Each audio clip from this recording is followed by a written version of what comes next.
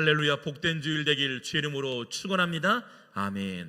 슈퍼스타 네 번째 말씀, 아픔이 별이 되어. 우리 옆에 분 인사할 때요, 아픔이 별이 됩니다. 시작. 아픔이 별이 됩니다. 아멘. 아픔이 별이 됩니다.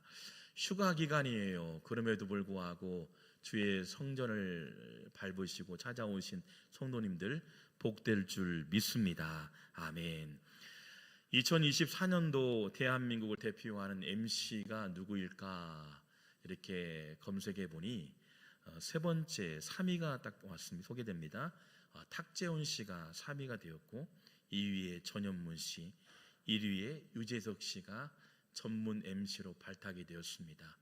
대한민국을 대표하는 유명 MC, 바로 독보적인 MC 유재석 씨입니다.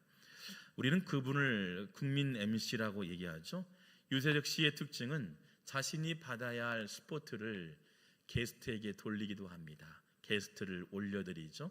그래서 유재석 씨가 등장하는 프로그램 주변의 게스트들은요, 다음 날이면 유명세를 타기도 하고 또 유명인 연예인 되기도 합니다.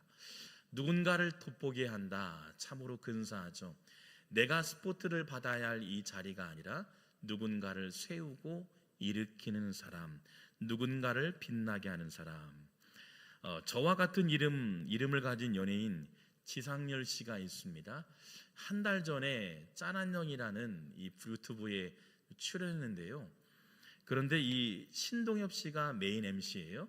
근데 그를 돕는 사람이 나오는데 이름은 정호철 씨입니다. 정호철 씨가 옆에서 도와줘요, 역할을.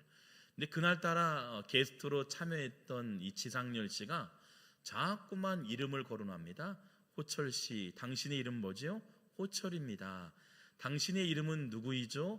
호철입니다. 후배를 이름을 모를 리가 없어요. 선배가요. 그리고 가깝게 지낸 사람이기 때문에. 그런데 계속 연거푸 너의 이름은 뭐지? 당신의 이름은 뭐지? 이름을 얘기하는 거죠. 호철입니다. 정호철입니다. 그런데 신동엽 씨가 이런 말이에요. 왜 너에게 이름을 묻는지 알아? 지상렬 씨가 너의 이름을 묻는지 알아? 왜 그랬을까요? 내용을 들어보니까 참 근사해요. 유명세가 없는 무명인이에요. 저도 모르는 사람이에요. 잘 몰라요. 이 정호철 씨의 이름을 거론함으로 그를 빛나게 해주고 싶은 선배의 마음이 담겨져 있었던 거죠. 참 근사하죠. 게스트로 나왔으면 내가 스포트를 받아야 하고 칭찬을 받아야 하고 한 자리 하니까 내가 메인 되는데, 그러나 여러분, 지상렬 씨는 누군가를 세웁니다. 보이지 않는 사이드에서 수고하고 있는 정호철 씨, 너의 이름은 뭡니까? 당신의 이름은 누구입니까? 누군가를 빛나게 하는 사람. 이 사람의 두 사람의 특징은 자신보다는 비주류가 메인이 되게 하고 게스트가 스포트를 받게 하는 누군가를 빛나게 하는 사람이다. 누군가를 빛나게 하는 사람이다. 성경에도 누군가를 돋보이게 하고 빛나게 하는 사람이 있었죠. 우리가 배웠던 다니엘. 우리는 다니엘, 사드락, 메삭, 아벳느고 친구들을 빛나게 합니다. 그리고 포로가 되었던 상황에도 국가의 왕들, 그 포로를 했던 이 국가의 왕들, 느부갓네살 왕과 함께 벨사살 왕, 다리 왕들을 계속 빛나게 올려드리죠. 에스더 누구입니까? 모르드게를 올려듭니다. 그리고 전체로 이스라엘 민족을 올려드리는 누군가를 빛나게 하는 사람임을 보게 됩니다. 그들을 빛나게 하는 분 바로 하나님이시죠. 누군가를 빛나게 함으로 또한 올려드릴 때 보이지 않는 손길, 하나님이 누군가를 빛나게 한다. 오늘 성경에도 하나님께서 한 사람을 빛나게 합니다. 그는 특별한 사람도 아니었습니다. 선지자도 아니었습니다. 제사장도 아니었습니다. 레위원도 아니었습니다. 예언자도 아니었습니다. 그는 일반 평범한 사람이었습니다. 즉기 평범했던 사람 느헤미야. 그런 그에게 심장이 뛰게 했던 사건이 있었습니다. 그의 심장이 뛰게 되어집니다. 그리고 슬픔을 갖게 합니다. 마음이 분주하기 시작합니다. 거룩한 부담감을 갖게 합니다. 성경의 느헤미야 1장 2절 말씀 보니 이렇게 나와 있어요. 내 형제들 가운데 하나인 하나니가 두어 사람과 함께 유다에서 내게 이르렀기로 내가 그 사로잡힘을 면하고 남아있는 유다와 예루살렘 사람들의 형편을 물었단 말합니다. 느헤미야의 시선이 계속해서 한 방향을 향하게 됩니다. 다름 아닌 고국 땅을 바라보았던 거예요. 나의 민족, 나의 고국 땅, 무너진 성벽, 성전을 보았다는 겁니다. 그의 시선이요 매일같이 130km가 떨어진 예루살렘을 향해서 주목하기 시작합니다. 그러면서 슬퍼하며 눈물 흘리면서 그 무너진 도성을 바라보는 느헤미야의 마음이 담겨져 있죠. 여러분, 예루살렘 소식만 들어도요 심장이 두근거리고, 예루살렘 소식만 보아도요 심장이 아파하기 시작합니다. 느헤미야의 심장을 뛰게 합니다. 심장을 뛰게 했던 것, 바로 사명임을 보게 됩니다. 나의 심장을 뛰게 했다. 거룩한 사명을 발견하게 됨을 보게 됩니다. 하나님이 여러분에게 주신 부담감은 무엇일까요? 청년들을 바라보면 마음이 뛰는 성도들이 있지요. 청년들의 그 거룩한 그 성장과 비전을 바라보는 마음이 있겠지요. 어떤 이들은 가난하고 어려운 사람들을 보면 막 눈물이 납니다. 몸이 불편한 장애인들을 보면 마음이 아파하는 사람도 있어요. 때로는 에코시티만 바라봐도 기도하는 사람이 있어요. 전도하다 보면 에코시티를 향해서 기도하고 땅 밟기 하는 권사님들이 있다는 겁니다. 대한민국 6.25 당시에요, 미국 사람이 전쟁으로 고아된 우리 대한민국을 사진으로 영상을 담아서 찍었어요. 그래서 전국적으로 미국에서 이야기를 하는 거죠. 교회마다 소개를 하고 마을마다 이 6.25 전쟁으로 인해서 미국도 참전했지만 그 국가를 위해서 애도하고 기도하는 운동이 펼쳐지기 시작합니다.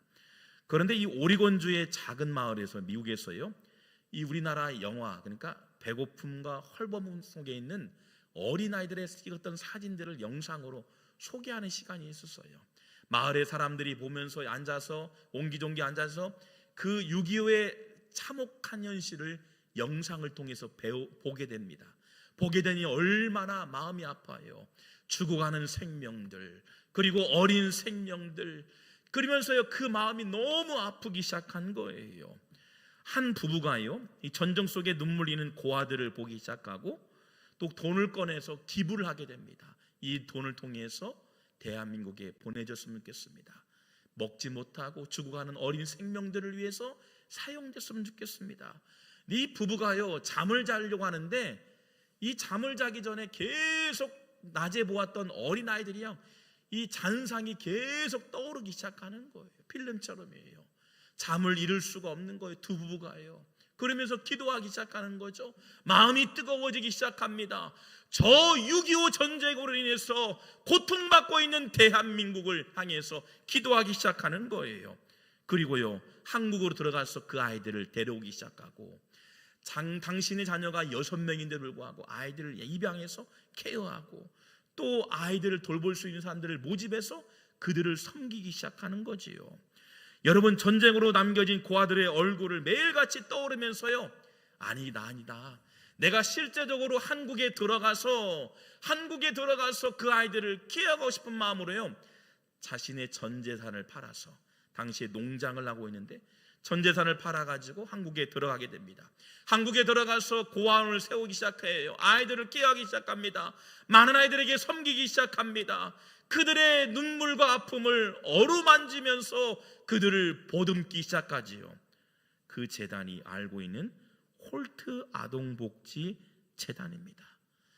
홀트 부부의 마음에 뜨거운 심장을 움직이게 했던 마음들, 누군가가 죽어가며 아파하며 고통스러운 모습들을 바라보며 멈추지 않았던 그 마음, 그의 마음에 사명을 발견하게 되어지면 이 어린 생명들이 훗날 한국에 와요. 그리고 홀트 부부를 감사를 표현하고 또한 그분들을 잊지 못하게 되죠. 거룩한 부담감,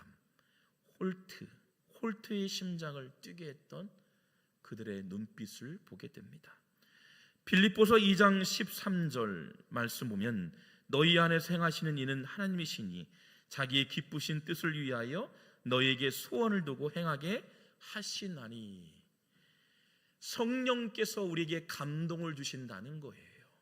나에게 소원을 주시는데 마음을 향하여 정하여 주시고 가슴을 뛰게 하고 우리의 시선을 고정시켜서 생각만 하면 기쁘고 즐겁고 때론 눈물 나고 가슴이 뛰게 하는 거룩한 부담감을 우리에게 주신다는 거예요.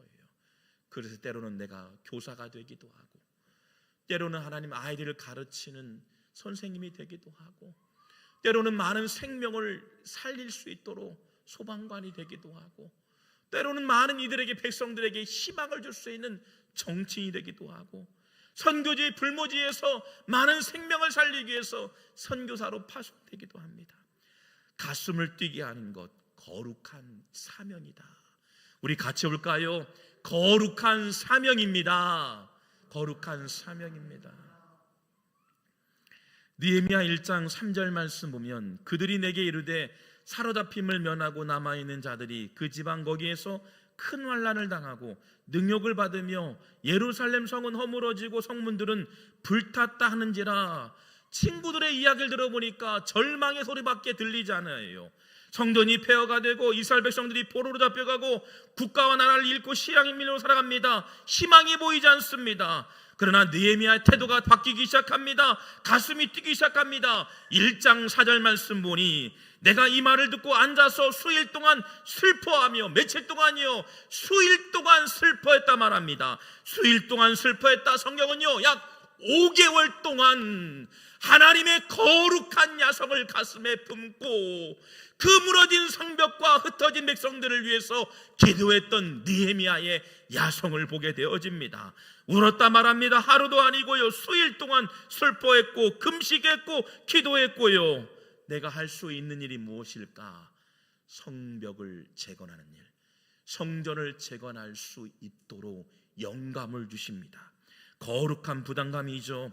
느헤미야의 심장을 뛰게 합니다. 거룩한 부담감. 예루살렘 성전을 바라볼 뿐만 아니라 예루살렘 성전이 온전히 세워질 수 있도록 느헤미야가 준비하고 기도하기 시작합니다. 여러분, 그래서 바쁘게 뛰기 시작하게 되죠. 그런데요 기가 막힌 일들이 일어나게 됩니다. 성경에 말씀하고 있죠. 느헤미야 2장 8절 말씀, 2장 8절 말씀 우리 같이 한번 읽어볼까요? 시작.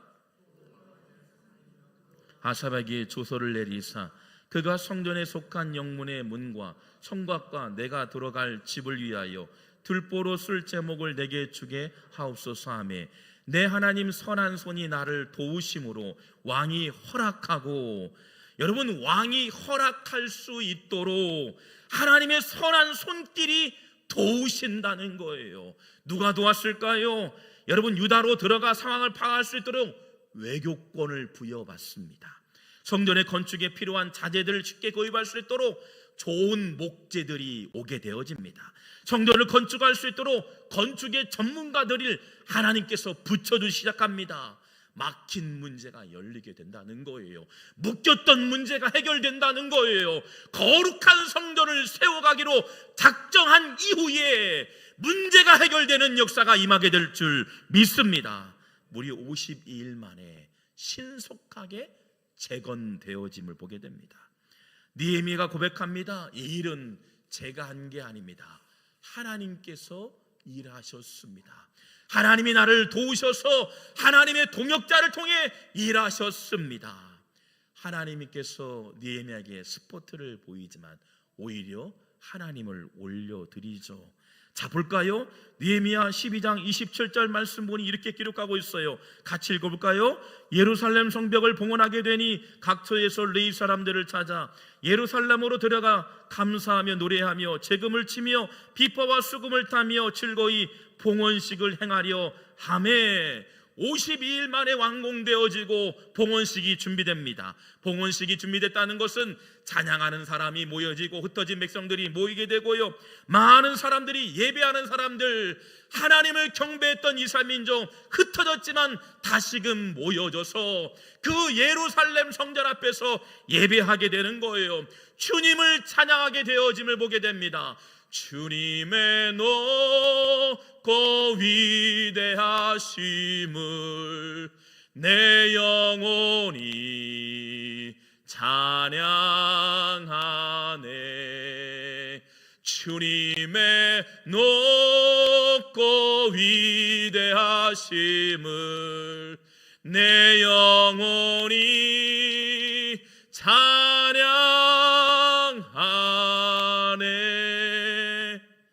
자신에게 돌아와야 할 영광과 은혜가 오히려 하나님을 올려드리는 봉헌식이 진행되어졌다. 느헤미야 자신을 향한 시선을 자신에게 드러내지 않고 오히려 그 시선을 하나님께 올려드립니다. 느헤미야 자신의 수고와 눈물 헌신을 보상받을 만하잖아요. 얼마나 수고했는지 많은 사람들에게 인정받을 만하잖아요. 칭찬받을 만합니다. 그러나 오히려 하나님을 봉헌식으로 하나님께 영광을 올려드립니다. 하나님께서 하셨습니다. 하나님께서 일하셨습니다. 우리 가정을 올려드리고 우리 자녀를 올려드리고 하나님을 올려드리는 봉헌식. 느헤미야 12장 38절에도요 근사한 믿음의 고백이 있죠. 감사 참송하는 다른 무리는 왼쪽으로 행진하는데 내가 백성의 절반과 더불어 그 뒤를 따라 성벽 위로 가서 화덕망대 윗길로 성벽 넓은 곳으로 이르고. 봉헌식인데요 이스라엘 민족이 두 배로 나눠집니다. 한편은 에스라 줄, 한편에도요 성전 건축하는데 에스라가 성경을 가르치고 종교육을 하게 되고 이스라엘 민족이 마음이 뜨거워질 수 있는 동기부였던 에스라와 함께 에스라가 앞장서고 한편에서는 뒤에서 백성들이 따르게 됩니다. 또 한편에 보면 느헤미야가 앞장서고 백성들이 뒤따라할 상황에 되어져야 돼요. 그러나 성경은 그렇게 기록하지 않아요. 앞장서야 할 느헤미야, 스포트를 받아야 할 느헤미야가 앞장서지 않고 오히려 중간 뒤에 서게 됩니다. 누구를 올려드려요? 보이지 않게 수고했던 성도들을 세우는 거예요. 앞장서세요, 앞장서세요. 하나님 영광 받으실 하나님 나라 앞장서세요. 누구를 세웠다고요? 백성들을 세웠다는 거예요. 내가 뭔가를 이루고 뭔가를 영광을 받을 이 자리에 내가 아닌 하나님을 올려드리고 보이지 않게 수고했던 백성들을 칭찬했던 느헤미야, 바로 성도의 사명임을 보게 됩니다. 누군가를 빛나게 하는 사람, 오히려 빛나게 할 줄 믿습니다. 느헤미야는 어떤 자입니까? 나와 함께 수고한 자들을 돋보이게 했던 자였던 거예요. 나와 함께 울고 웃고 생명을 던져서 성벽을 재건할 수 있도록 이를 도모했던 동역자를 올려드리기 시작하는 거예요. 내가 받아야 할 스포트가 아닌 성도들을 앞장 세워서 그들을 축하했던 느헤미야, 그들을 별처럼 빛나게 합니다. 하나님께서 손을 들어 느헤미야를 빛나게 했죠. 여러분들을 또한 빛나게 할 줄 믿습니다. 가정을 위해서 보이지 않게 수고하고 애쓰며 교회 공동체를 세워가며 이 지역사회에 보이지 않게 헌신한 여러분들을 빛나게 하여 주실 줄 믿습니다. 우리는 그렇게 대답하겠죠. 주님, 해야 할 일을 했을 뿐입니다. 주님, 해야 할 일을 했을 뿐입니다. 이곳에 송천바울교회가 세워졌어요. 주변에도 교회가 많아요. 목회자가 능력이 있고 목회자가 야성이 있고 목회자가 어떤 지혜와 능력이 있기 때문에 교회가 세워진 게 아니에요. 보이지 않는 성도들의 헌신, 보이지 않는 수고와 땀 흘리며 눈 흘리며 기도했던 보이지 않는 수고의 헌신에 이 강단이 세워졌던 거예요. 주님, 저는 해야 할 일을 했을 뿐입니다. 존 칼빈은 말합니다. 교회의 숫자가 많고 적음이 아니라 교회의 성숙도는 거룩함과 성결함이 많은 성도가 강력한 성도 교회임을 말하고 있어요. 여러분 가정 가운데도 기도하는 성도가 되었으면 좋겠어요. 오늘 느헤미야를 통해서 말씀하시는 내용이 무엇일까요? 다름 아닌 하나님을 예배하고 하나님을 경배하고 나면 무너진 가정과 공동체가 회복되어진다. 우리의 질고의 문제, 재정의 문제, 자녀의 문제, 수많은 문제가 도사리고 있지만 이 문제에 앞서서 하나님을 예배하며 생명을 거는 하나님께 기도하며 나갈 때 하나님께서는 우리를 세워주시고 무너진 성전이 세워져서 우리를 빛나게 하시는 것처럼 우리를 견고하게 세워주실 줄 믿습니다. 예배해야 돼요. 기도해야 돼요. 뜨거워져야 돼요. 날씨요, 환경이요, 개의치 않는 거예요. 덥다고 해서 나오지 않고 춥다고 해서 나오지 않고 이런 이유 저런 이유, 여러분 그 이유를 묻잖아요. 느헤미야 어떤 문제가 있었나요? 가진 것이 아무것도 없었습니다. 그러나 외교권이 부여되어지고 많은 목재가 들어오게 되어지고 수많은 일감들을 동역할 수 있는 사람들을 붙여주신 하나님의 손길이 임하게 된 줄 믿습니다. 우리가 작정하고 기도하면, 하나님을 올려드리고 기뻐하는 예배자가 되어지면 멋지게 우리를 또한 빛나게 하실 줄 믿습니다. 우리 같이 찬양했으면 좋겠어요. 임재라는 찬양입니다. 하늘의 문을 여소서, 이곳을 주목하소서. 주를 향한 노래가 꺼지지 않으니 하늘의 문을 열고 보소서. 이곳에 임재하소서. 주님을 기다립니다. 기도의 향기가 하늘에 닿으니 주여 임재하여 주소서. 우리 같이 찬양할까요? 우리가 찬양할 제목, 이곳에 임재, 주님이 임재하셔서 우리 마음에 불을 지피도록 기도합니다. 하늘의 문을 여소서, 이곳을 주목하소서. 주를 향한 노래가 꺼지지 않으니 하늘을 열고 보소서.